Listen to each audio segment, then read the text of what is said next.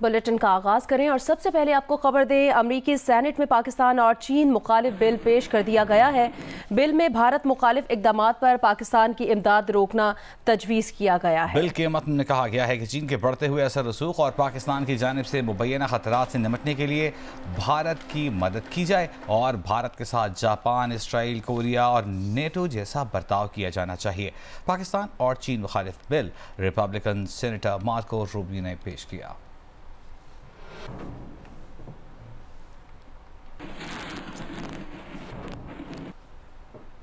पाकिस्तान ने 26 जुलाई के भारतीय वज़ीर-ए-आज़म के जंगजू बयान को मुस्तरद कर दिया। तर्जुमान दफ्तर ख़ारजा मुमताज़ ज़हरा बलोच का कहना है कि भारत को गैर मुल्की इलाकों में टारगेटेड कत्ल, तख़रीबकारी और दहशत गर्दी को मुनज़्ज़म करने की अपनी मुहिम पर गौर करना चाहिए। ताकत का इजहार और जहालत इलाकाई अमन को नुकसान पहुँचाती है। पाकिस्तान जारियत के खिलाफ खुद मुख्तारी के तहफ़्फ़ुज़ के इरादे और सलाहियत में पुरअज़्म है। इसकी मिसाल फरवरी 2019 में भारत की लापरवाह दरअंदाजी पर उसके मजबूत रद्द अमल से मिलती है।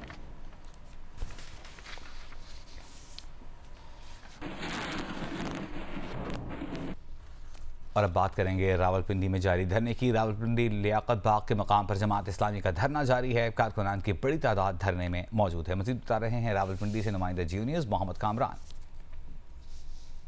जी, इस वक्त हम मौजूद हैं रावलपिंडी लियाकत बाग के मुकाम पर, जहां पर जमात इस्लामी का धरना जारी है।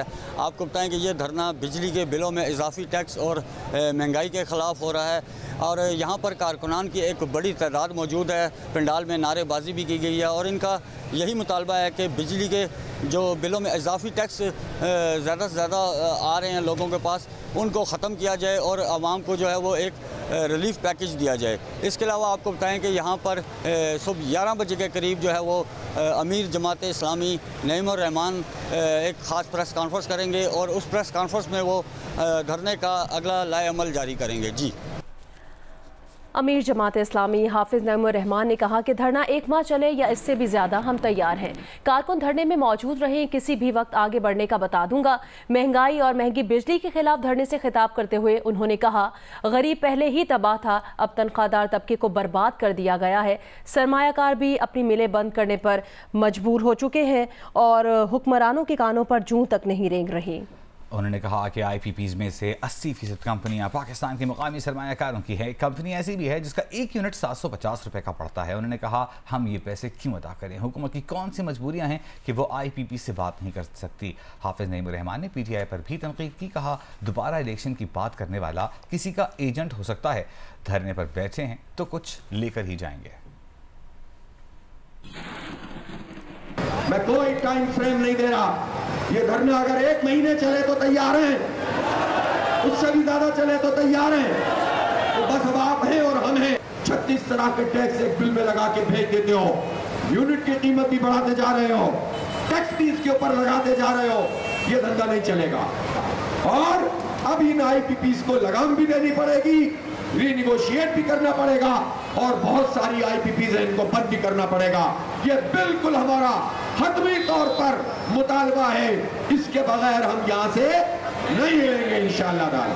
तनख्वाहदार लोगों ने 375 अरब रुपए इनकम टैक्स कीमत में जमा कराए, प्राइवेट और गवर्नमेंट सेक्टर। वो जागीरदार जिनकी जमीनें 100 एकड़ से ज्यादा हैं, 1000 एकड़ से ज्यादा हैं, उन्होंने कितने कराए होंगे? आपके ख्याल में 3,000 अरब रुपए जमा करा दिए होंगे। कितने कराए होंगे? 5 अरब रुपए भी जमा नहीं कराए तो जागीरदार पैसे नहीं दे, तनख्वाहदार सारा बोझ इन जागीरदारों का उठाए। और इस सूरत हाल में लाकर इस हुकूमत ने हमें डाल दिया है जिसकी अपनी कोई साख भी नहीं है, कोई इनकी बात सुनता भी नहीं है। इसलिए कि ये फॉर्म 47 की पैदावार है, वोट इनको मिले नहीं है, जबरदस्ती मुसल्लत कर दिए गए। पाकिस्तान को री इलेक्शन की जरूरत नहीं है। जो सही अवाम का फैसला था उसके मुताबिक नुमाइंदों को कामयाब किया जाए और उसकी हुकूमत बनाई जाए, इसकी जरूरत है। वफाकी वज़ीर इत्तलात अता तारड़ ने कहा है कि जमात इस्लामी को लियाकत बाग में जलसे या धरने की इजाज़त दी गई थी। इसके SOPs तय हुए थे। 200 यूनिट तक बिजली के सारिफिन पर बोझ नहीं डाल रहे। उन्होंने कहा कि हम मुल्की बका की खातिर बातचीत करने के लिए तैयार हैं। इस्लामाबाद में प्रेस कॉन्फ्रेंस के दौरान कहा कि तालिबान को वापस लाने वाले कहते हैं ऑपरेशन नहीं होने देंगे। आपके पास प्लान क्या है? इंसदाद दहशतगर्दी के लिए क्या कर रहे हैं? वज़ीर आला खैबर पख्तूनख्वा जलसों में कुछ कहते हैं, इजलासों में कुछ और कहते हैं। वज़ीर आला KP के बयानात तज़ादात का मजमुआ है।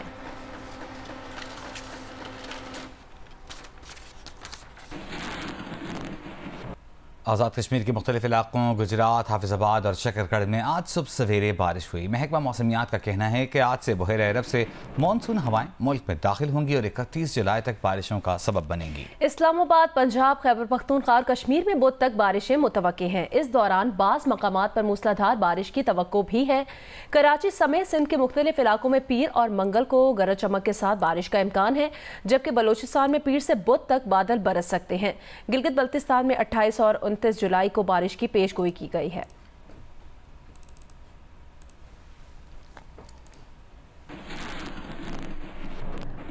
आज़ाद कश्मीर के दारुल हुकूमत समेत बालाई इलाकों में हल्की बारिश के बाद मौसम खुशगवार हो गया है। मौसम का अहवाल बताएंगे आज़ाद कश्मीर से जियो न्यूज़ के नुमाइंदे आरिफ उर्फी।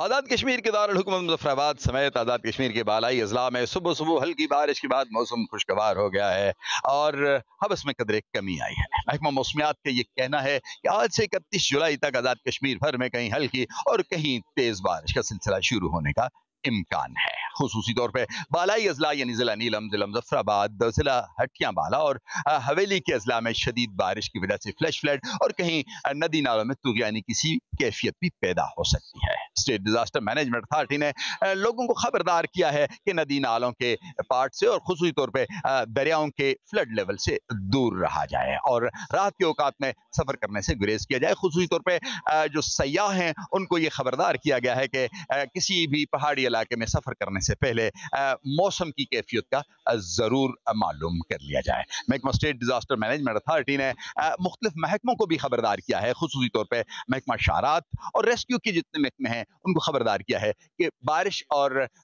लैंडस्लाइडिंग की सूरत में हर किस्म की रेस्क्यू एक्टिविटी के लिए तैयार रहे। हैदराबाद कभी ठंडी हवाओं का मस्कन हुआ करता था। दिन भर मौसम कितना ही गर्म क्यों ना हो, लेकिन शाम ढलते ही ठंडी हवाएं शहरियों के इस्तकबाल को मौजूद होती थीं। लेकिन अब ये शहर कंक्रीट का जंगल बन गया है। शहरी ठंडी हवा को तरसते हैं। तफसीलात जिन्हें के नुमाइंदे हामिद शेख से।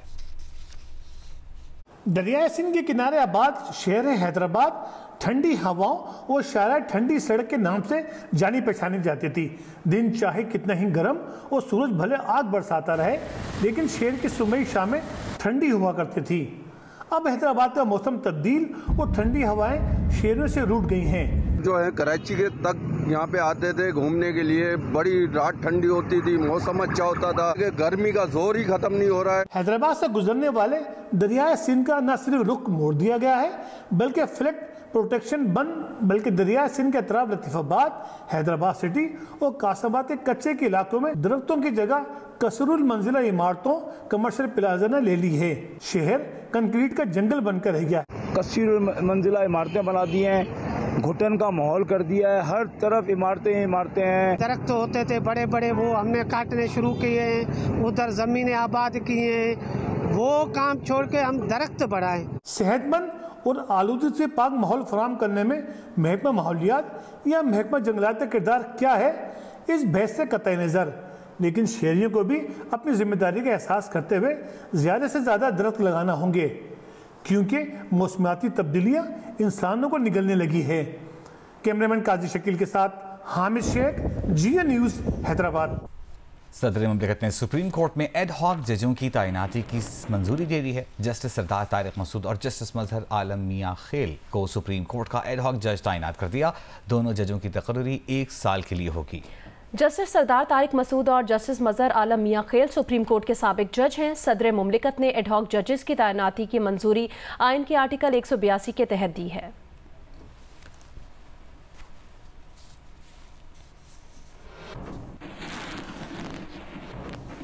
Chairman PTI barrister Gohar Ali Khan ने कहा कि लड़ना नहीं चाहते, सब इदारों की कदर करना चाहते हैं। लोगों के बीवी बच्चों को उठाने से रास्ता नहीं बन सकता, लोगों की बच्चियों को उठाओ तो रास्ता हाथ से निकल जाता है। खल्के खुदा की आवाज़ को ना रोको, तब्दीली की आवाज़ को मौका दो। एक बयान में बैरिस्टर गौहर ने कहा कि तहरीक इंसाफ पर कोई पाबंदी नहीं लगा सकता। PTI पहली मरतबा सबसे बड़ी पार्लिमानी पार्टी बनने जा रही है। अरकान कौमी और सूबाई असेंबली के बयान हलफी जमा करवा चुके। इलेक्शन कमीशन जल्द नोटिफिकेशन जारी करे। चीफ जस्टिस PTI के बारे में फैसले पर अमल दरामद करवाएं।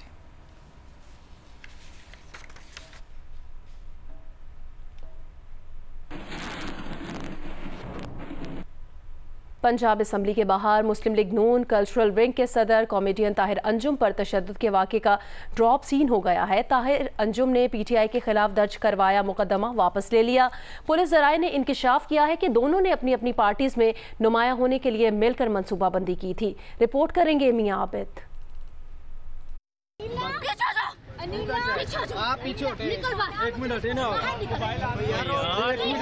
PTI की अनीला रियाज उर्फ नीली परी और मुस्लिम लीग नून के ताहिर अंजुम के दरमियान बुध की शाम पंजाब असेंबली के बाहर होने वाली मारपीट का ड्रामा बेनकाब हो गया। जुमेरात को PTI रहनुमाओं और कारकुनों की इलामती भूख हड़ताल के मौके पर पंजाब असेंबली के बाहर अनीला की तरफ से ताहिर अंजुम के कपड़े फाड़ने और मारपीट के बाद रात का मुकदमा दर्ज हुआ और नीली परी की गिरफ्तारी के लिए लाहौर पुलिस की दौड़ें लग गईं। जुमेरात की सुबह नीली परी पकड़ी गई। तफ्तीश शुरू हुई तो ताहिर अंजुम के घर के CCTV कैमरों और मोबाइल फोन के कॉल रिकॉर्ड ने मंसूबा बेनकाब कर दिया। पुलिस ज़राए के मुताबिक दोनों फरीकैन पहले से राब्ते में थे। नीली परी एक रात पहले ताहिर अंजुम के घर पर थी। ताहिर अंजुम से रिक्शे का किराया लेकर असेंबली तक पहुंची। वक़्वा के दिन दोनों में फोन पर 10 से ज्यादा बार राब्ता हुआ। अनीला और नीली परी की गिरफ्तारी के बाद दोनों ने मनसूबाबंदी का एतराफ कर लिया। ताहिर अंजुम ने मुकदमा वापस लेने के लिए दरखास्त भी दे दी। दोनों के बयानात के मुताबिक वो अपनी अपनी पार्टियों में अपना अपना ग्राफ बेहतर करना चाहते थे। मियां आबिद, जियो न्यूज़, लाहौर। सरगोदा में बेहंगम ट्रैफिक के निज़ाम ने शहरियों की परेशानी में मजीद इजाफा कर दिया है। शहरी शदीद हादसा गर्मी के बावजूद घंटों ट्रैफिक जैम में फंसे रहते हैं, जबकि शहर में लगाए गए ट्रैफिक सिग्नल्स भी खराब होने के बायस बंद पड़े हैं। तफसीलात बता रहे हैं नुमाइंदा जियो न्यूज़ मलिक मोहम्मद असगर। सरगोदा में ट्रैफिक के बेहंगम निज़ाम ने शहरियों की परेशानी में इजाफा कर रखा है। शदीद गर्मी के दौर में ट्रैफिक का बेहंगम निज़ाम शहरियों को कई घंटे सड़कों पर रहने पर मजबूर कर देते हैं, जिसकी बड़ी वजह यही है कि अंदरूनी शहर ट्रैफिक सिग्नल लगाए गए थे। उन ट्रैफिक सिग्नल को ख़त्म कर दिया गया। 50 लाख से ज़ायद आबादी वाले इस डिस्ट्रिक्ट में अब एक भी ट्रैफिक सिग्नल नहीं है, जबकि मुख्तलिफ शाहराहों पर ट्रैफिक अहलकार भी ना होने के बराबर होते हैं। ये बात भी शहरियों की समझ से बाहर है कि ट्रैफिक के जो अहलकार हैं वो मुख्तलिफ शाहराहों पर, मेन शाहराहों पर क्यों ड्यूटी करते हैं, अंदरूनी शहर ट्रैफिक की रवानी रखने के लिए यहाँ पर क्यों तैनात नहीं किए जाते। माजी में यही सूरत हाल देखने में आई थी कि ट्रैफिक के अहलकारों को कोशिश की गई थी कि ट्रैफिक को रवां रखने के लिए इक़दाम किए जाएँ, लेकिन अब ये सूरत हाल है कि मुख्तलिफ मकामात पर ट्रैफिक जाम रहना मामूल बन जाता है, बिलखुसूस सुबह के औकात में और दोपहर के औकात में। शहरियों ने मुतालबा किया है कि ट्रैफिक की रवानी को बेहतर बनाने के लिए अमली इक़दाम किए जाएँ, जबकि ट्रैफिक पुलिस से जब इस ज़मन में रब्ता किया जाए तो उनका यही मौक़िफ़ होता है कि उनके पास अहलकारों की तादाद कम है, जिसकी वजह से उन्हें इन मसाइल का सामना करना पड़ रहा है। जी। इफ्तिताही तकरीब के मौके पर ओलंपिक्स का झंडा उल्टा लहरा दिया गया। सफ़ेद झंडे पर ओलंपिक के निशान के उल्टा होने पर मुंतज़मीन पर शदीद तनकीद हुई। ओलंपिक्स झंडे का जो हिस्सा नीचे होना था वो ऊपर था। ओलंपिक्स के ऑफिशियल निशान में 3 दायरे ऊपर और 2 दायरे नीचे हैं। ओलंपिक्स इफ्तिताही तकरीब में झंडा लहराया गया तो 2 दायरे ऊपर और 3 नीचे थे।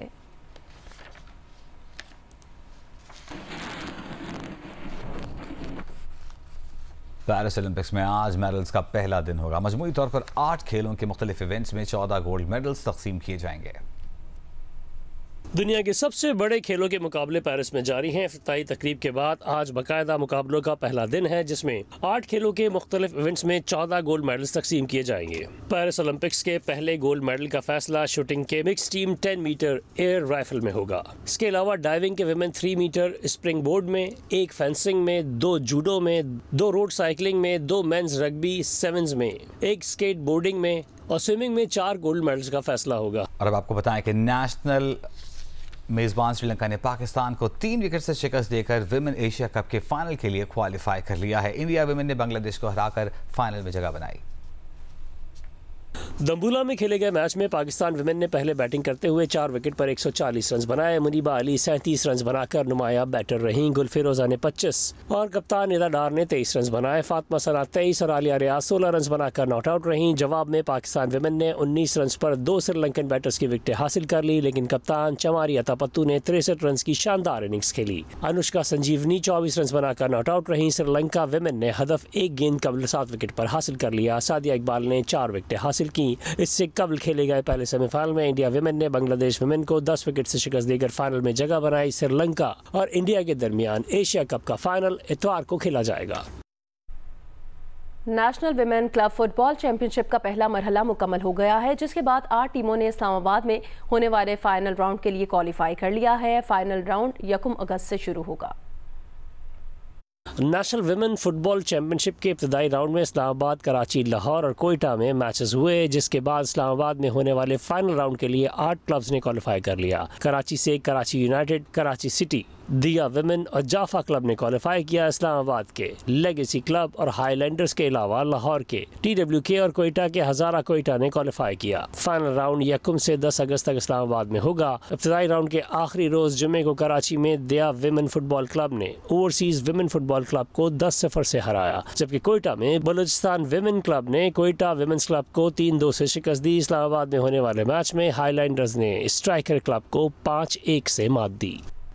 इसराइली वज़ीर-ए-आज़म नेतन्याहू की अमेरिका के साबिक़ सदर और दूसरी बार सदारत के उम्मीदवार डोनाल्ड ट्रंप से मुलाकात हुई है।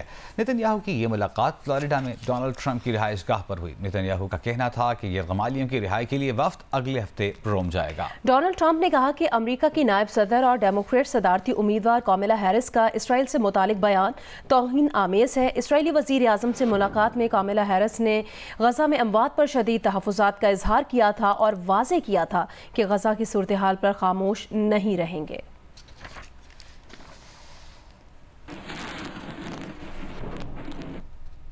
जियो टीवी की ड्रामा सीरियल जानिसार ने धूम मचा दी। डिजिटल प्लेटफॉर्म यूट्यूब पर 1 अरब व्यूज का ताज अपने सर पर सजा लिया। इससे पहले ड्रामा सीरियल खुदा और मोहब्बत और तेरे बिन 3 बिलियन व्यूज लेकर एंटरटेनमेंट की सल्तनत के शहंशाह बन चुके हैं।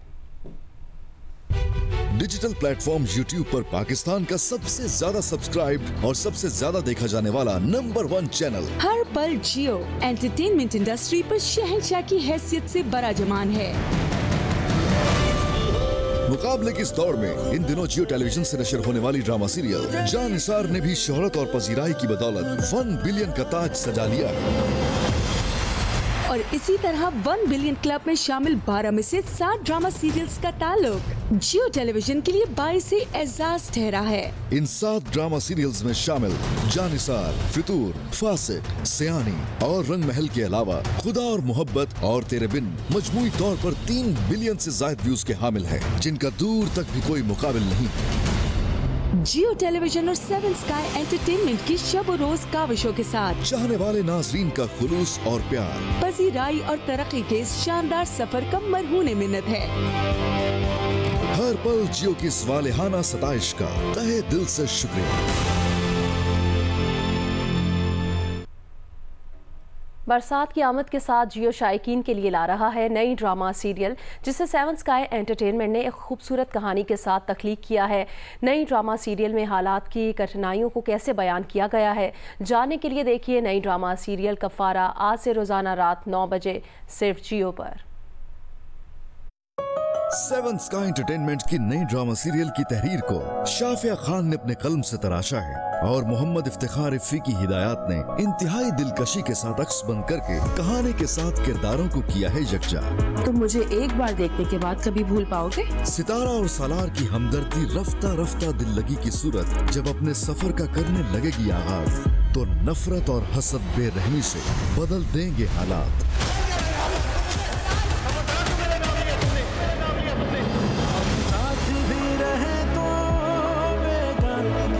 साबिर जफर के लिखे हुए गीत और शानी अरशद की कंपोजिशन और आवाज में कुछ तो झलक दिखाएंगे ये बिखरे हुए ताल्लुकात। तुम सोने का ताज भी पहनकर आ जाओ ना, तब भी मोहब्बत नहीं करूंगा मैं तुमसे। नफरत करती हूँ तुमसे, नफरत करती हूँ।